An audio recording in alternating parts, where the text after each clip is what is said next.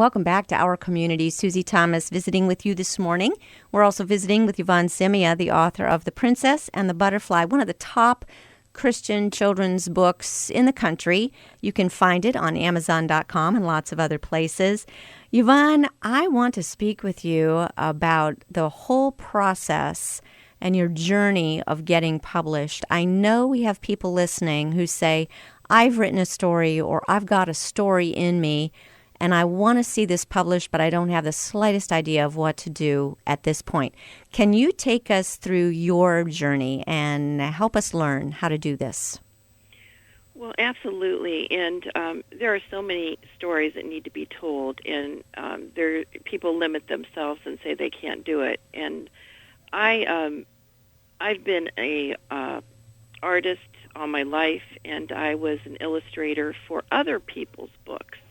And the funny thing was that from the time I was young, I was infatuated with princesses and kingdoms and this and that. And I would always have my own collection.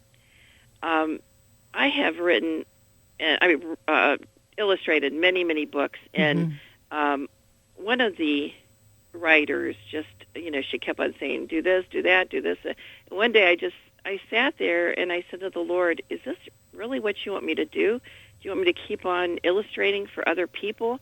And the Lord said to me so clearly, he said, no. He said, why do you think I gave you for years all these ideas about princesses and princes? He said, I want you to go and collect all of your art, and I want you to start being not only a illustrator, but a writer.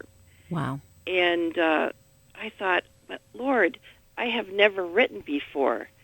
And so that was that was a dilemma. But I always told stories, that seemed to make people laugh or cry, or, God had given me a gift, and I really didn't know that I had such a gift, right? Right. So then... Wouldn't be the first time that God asked somebody to move out of their comfort zone and promise to provide what you need. Isn't that... Gosh. I know, that happens all the time, doesn't it? Yeah, and I think the thing that we all have to do is just listen to the voice and not say no, and not inundate yourself with negative thinking, because you can stop yourself as quickly as God gives you the message of what you need to do.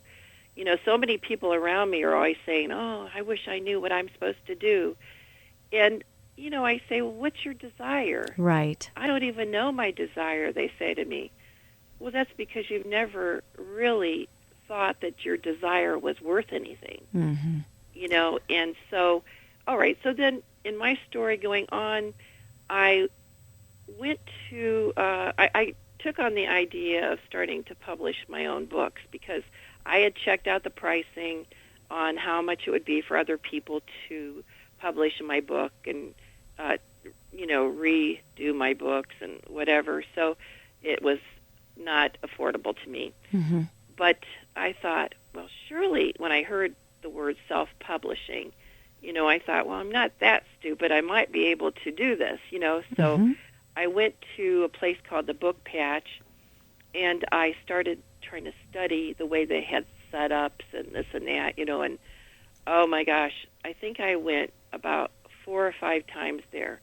I was drawn to this place, and I'm sorry to interrupt, was this a website or was this okay. It's called the Book Patch. The Book Patch, and it's a website. Yes. And does this kind of walk you through self-publishing? Yeah, it does. It does. And now I hope your listeners are more apt to learn quickly because for me it was like, okay, why do they do this? Why do they do that? And so it took me a long time. But here's the bottom line. When God calls you to do something, he holds you in place, even though you're flailing, I can't do this, which was me. And but I thought, but I will at least keep trying. So finally, I talked to the owner. He gave me a wonderful testimony of how he didn't want to, overprice things, and he was kind of, in a sense, called to do what he was doing. And so the thing is that his helping me and my husband helping me and me helping me and mainly God, helping me, is how I started, putting together books.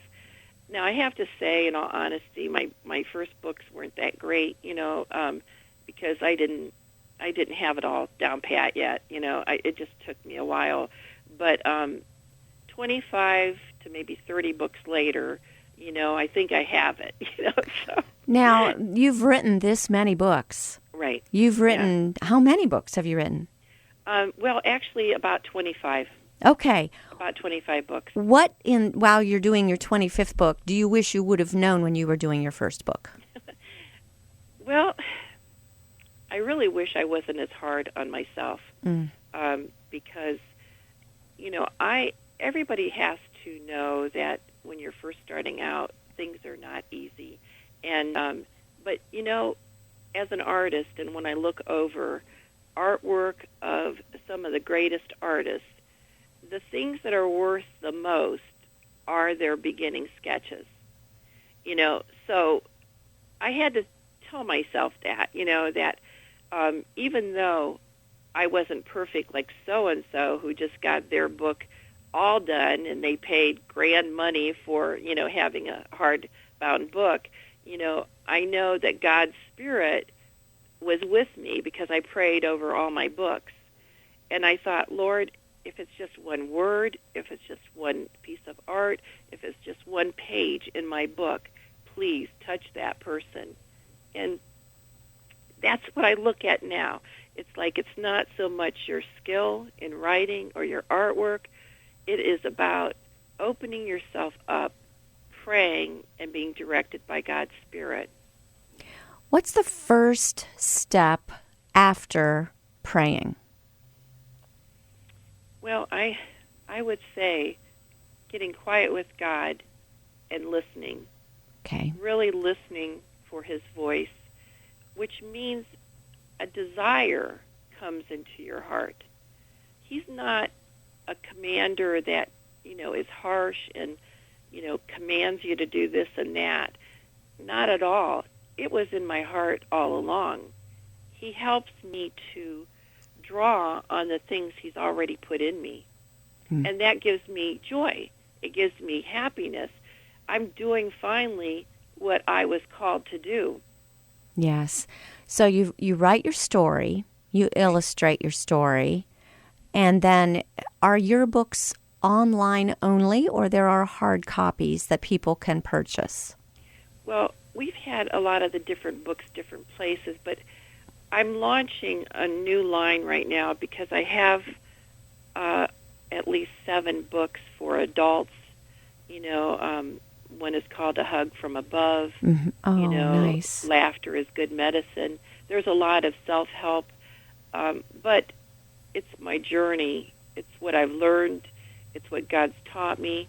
So I not only do the little books for the children because it's a heartfelt desire because there's so many books out there. There's so many things that children are being taught that are just not of God. Mm-hmm. And I want to bring back that old-fashioned love toward parents and just, children respecting people.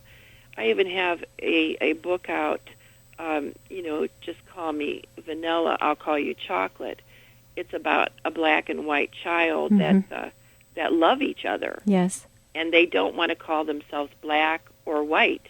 They looked up at a rainbow one day and said, how come there's not white and black in the rainbow? And then they decided to take on new names. And so this is what I'm trying to really focus in on issues. Yes. And try to help, the little ones see things with God's eyes of love and understanding. It's beautiful. How do you then let people know that you've got a book out? How do you publicize it if you're doing this yourself and you're not going through a publishing company that would take care of doing the promotion for you. How do you get the word out about it? Yeah. Well, here's the thing that really helped me along, and I was sitting and praying to the Lord if He could help me. I had all these books, and I just needed His help.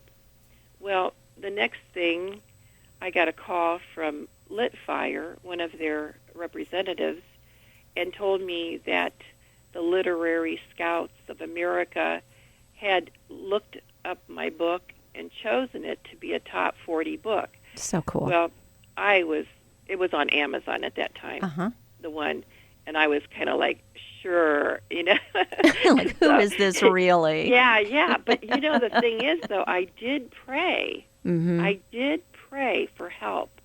And that's what I always say, if you're talking about, becoming successful as far as getting God's word out, you talk to the person that can do it, which is God, And so here I get this call out of the blue after I prayed, and they said, we would like to feature your book in Arizona at a big book show. And I'm like, wow. And they said, would you mind? Would you, oh my gosh. No, go right ahead. Do it. Whatever you want. So I thought, okay, they just have one book that they want to take with them, which was The Princess and the Butterfly. And then they said, we think your book has potential to be in movies. Oh, my goodness. So they said, would you mind if we took it to Paris? Wow. And I'm like, no, not at all. Wow. And it was just unbelievable. But so this is cool. how God works. Yeah. What you can't do, He can. I love your story, and I'm sure you need to be very careful as far as what companies, and do the research to make sure that these are legitimate, because there are people out there who are more than happy to take advantage of anybody. But you recommend Bookpatch and you recommend Litfire as legitimate organizations for people who want to explore self-publishing? I do. I feel like everybody should look into whoever they use. I mean, my friend, talked about Charisma, which was a Christian publishing company. Yes. And everybody has the good and the bad to say about every company. And I just really suggest praying and really having peace when you're being talked to about what they want to do for you and with you and whatever. And I'm maintaining my peace. I was asked to now bring the book to Peking, and I am now having a little bit of a check in my spirit because it's all about God and what He wants to do with it, Yeah.